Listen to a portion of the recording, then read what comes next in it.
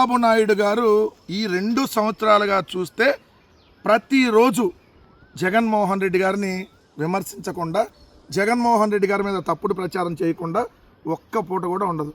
పొద్దున్న లెగిసిన దగ్గర నుంచి సాయంత్రం పడుకున్న దాకా నాకు తెలిసి నిద్రలో కూడా జగన్ జగన్ జగన్ అంట కలవరెత్తా పడుకుంటాడేమో. ప్రతిరోజు జగన్ గారి మీద విమర్శలే. అసలు కొద్దిగా బోరు కొట్టట్లేదు చంద్రబాబు నాయుడు గారు?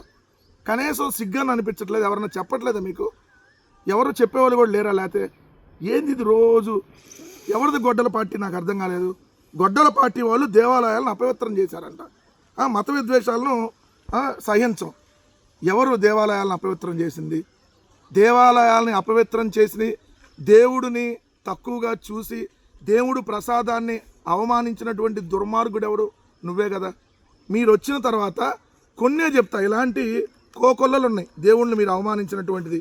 సాక్షాత్తు ముఖ్యమంత్రి, ఉప ముఖ్యమంత్రి, అదేవిధంగా మీ మంత్రులు తిరుమల వెంకటేశ్వర స్వామి లడ్డు మీద పంది కొవ్వు, గొడ్డు కొవ్వు, బాత్రూంలో యాసిడ్ అని చెప్పి నీచంగా మాట్లాడినటువంటి దుర్మార్గులు మీరే కదా. వందలాది గోవులు తిరుమలలో గోశాలలో చనిపోతే ఒక్కరోజు కూడా మాట్లాడలేదే మీరు? తిరుమల కొండ మీద బిర్యానీ సేవించడం, తిరుమల కొండ మీద బెల్ట్ షాపుల్లో మద్యం అమ్మటం, రీల్స్ చేయటం, అన్యమత ప్రచారం చేయటం, ఏదైతే అన్యమత ప్రచారానికి సంబంధించినటువంటి రింగులను అక్కడ అమ్మటం, అదేవిధంగా టీటీడీ చైర్మన్ డైరెక్ట్గా రంకు బొంకు వ్యవహారాల్లో దొరికినా కూడా అతన్ని మీరు తప్పించకుండా అక్కడే కంటిన్యూ చేయటం, అనేక సార్లు శ్రీవారి ఆలయం మీద హెలికాప్టర్లో తిరగటం, తిరుమల దర్శనం టికెట్లలో తొక్కిసలాట జరిగి 6 చనిపోవటం, సింహాచలంలో గోడ కూలి 7 మృతి చెందటం, శ్రీకాకుళంలో కాశీబొగ్గలో తొక్కిసలాట 9 మంది చనిపోవటం, శ్రీశైలంలో శివభక్తుల మీద శివమాల వేసుకున్నటువంటి భక్తుల మీద ఏదైతే లాఠీ చార్జ్ చేయటం, తిరుమల గోవిందరాజస్వామి ఆలయం పైకి తాగుబోతు ఎక్కి కలశం పీకేయటం, అదేవిధంగా అనేక ఆలయాల్లో టీడీపీ నాయకుల ఆధ్వర్యంలో రికార్డు డ్యాన్సులు ఏదైతే వేయటం, ద్రాక్షారామంలో శివలింగాన్ని పగలగొట్టడం పొలుగుతో, అదేవిధంగా చంద్రబాబు నాయుడు కావచ్చు, వాళ్ళ కొడుకు కావచ్చు, ఆల్రెడీ దేవుడు విగ్రహాలని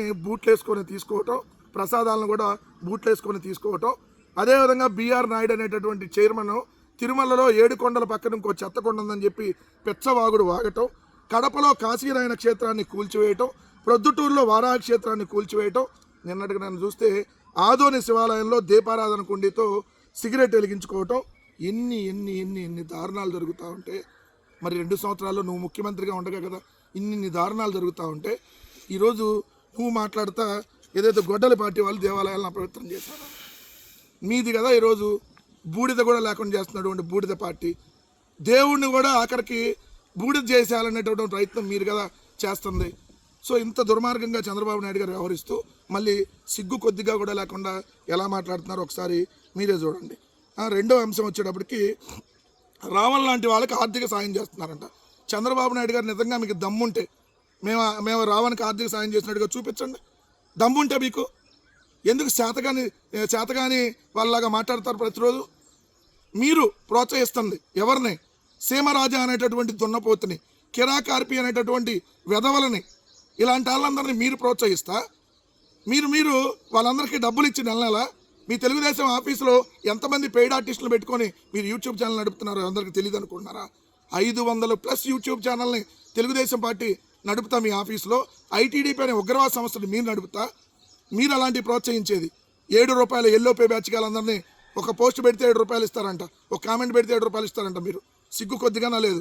ఒక ముఖ్యమంత్రిగా ఉండి ఎలా మాట్లాడుతున్నావో ఇప్పటికైనా కొంచెం మనిషిలాగా వ్యవహరించండి చంద్రబాబు నాయుడు గారు. 3వ అంశం వచ్చేటప్పటికి వ్యక్తిగత సమస్యల్లో సభలకు తేవద్దు. సభ జరుగుతుండగా 4 మహిళలు తమ సమస్యలు చెప్పేందుకు ప్లకార్డులు ప్రదర్శించడంపై ముఖ్యమంత్రి ఆగ్రహం వ్యక్తం చేశారు. సమస్య నిజమైతే తాను వాటిని పరిష్కరిస్తానని, వినతి పత్రాలు ఇవ్వాలని సూచించారు. ఎక్కడి నుంచో వచ్చి సభకు అవాంతరాలు కల్పిస్తున్నారని, ఇది మన సంస్కృతి కాదని హెచ్చరించారు. ఇప్పుడు ఎక్కడి నుంచో ఎందుకు వస్తారు నాకు అర్థం కాదు. ఇప్పుడు బనగానపల్లిలో నిన్న మీటింగ్ జరిగితే ఆ చుట్టుపక్కల వాళ్ళు వస్తారు. మీరు బస్సులు ఇచ్చి తరలించిన జనమేగా వచ్చింది, కొత్త వాళ్ళు ఎవరు రాలేదుగా. అంతకుముందు మరి సమస్యల కోసం ముఖ్యమంత్రి దాకా వచ్చేవాళ్ళు కాదు కదా, కిందే పరిష్కారం అయ్యాయి కదా. ఇప్పుడు ముఖ్యమంత్రి దాకా సమస్యల కోసం వస్తున్నారంటే కింద సమస్యల పరిష్కారం కావట్లేదనే కదా దానికి అర్థం. సమస్యలు కింద అంతకుముందు వాలంటీర్ ఆధ్వర్యంలో గ్రామ సచివాలయానికి వెళ్తే సమస్యలు పరిష్కారం అయ్యాయి. ఈరోజు చూడండి, సచివాలయాల్లో పనులు కావట్లేదంట, కలెక్టర్ల దగ్గర పనులు కావట్లా, మంత్రుల దగ్గర పనులు కావట్లా. ముఖ్యమంత్రి దగ్గర డైరెక్ట్గా వస్తే ముఖ్యమంత్రి ఏమో వాళ్ళ మీద అరిసి కేకలేస్తున్నాడు. ఎంత దుర్మార్గంగా ఉందో పరిపాలన ఒకసారి చూడమని చెప్తున్నా. చంద్రబాబు నాయుడు గారు నిన్న చప్పట్లు కొట్టమని కేకలేస్తున్నాయంట. ఎవరు ఆయన మాట్లాడుతుంటే చప్పట్లు కొట్టట్లా, చప్పట్లు కొట్టమని చెప్పి కేకలేస్తున్నటువంటి పరిస్థితి. మందుబాబులకు మాత్రం పండగే పండగంట. నిన్న బనగానిపల్లి మొత్తం ఫుల్గా నిన్న మద్యం ఏర్లై పారిందని చెప్పి పత్రికల్లో వచ్చినటువంటి వార్తలు.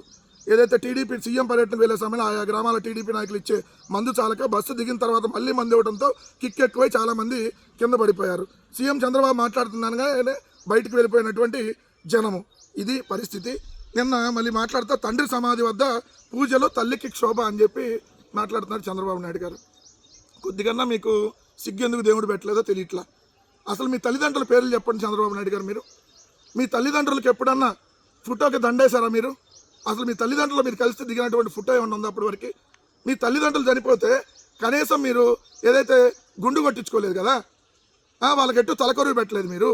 ఒక్కరోజన్నా జయంతి వర్ధంతి అసలు గుర్తుందా మీకు? ఎప్పుడు పుట్టారు మీ తల్లి మీ తండ్రి, ఎప్పుడు పుట్టారు ఎప్పుడు చనిపోయారు మీకు తెలుసా? కనీసం మీరు తల్లిదండ్రుల గురించి మాట్లాడితే ఎట్లా? అదేవిధంగా చూస్తే తండ్రిని గౌరవించి తండ్రి ఆశయ సాధన కోసం పార్టీ పెట్టి మగాడిలాగా నిలబడినటువంటి వ్యక్తి జగన్మోహన్ రెడ్డి గారు. మీలాగా కాదు. తల్లిదండ్రుల్ని ఏదైతే గాలి కొదిలేశారు మీరు, తల్లిదండ్రులకు కనీసం ఒక్కరోజు కూడా వాళ్ళ ఫోటోకి దండేలా, నువ్వు కనీసం ఒక పువ్వు పెట్టాల వాళ్ళ వర్ధంతికి జయంతికి. నువ్వేందా మాట్లాడేది?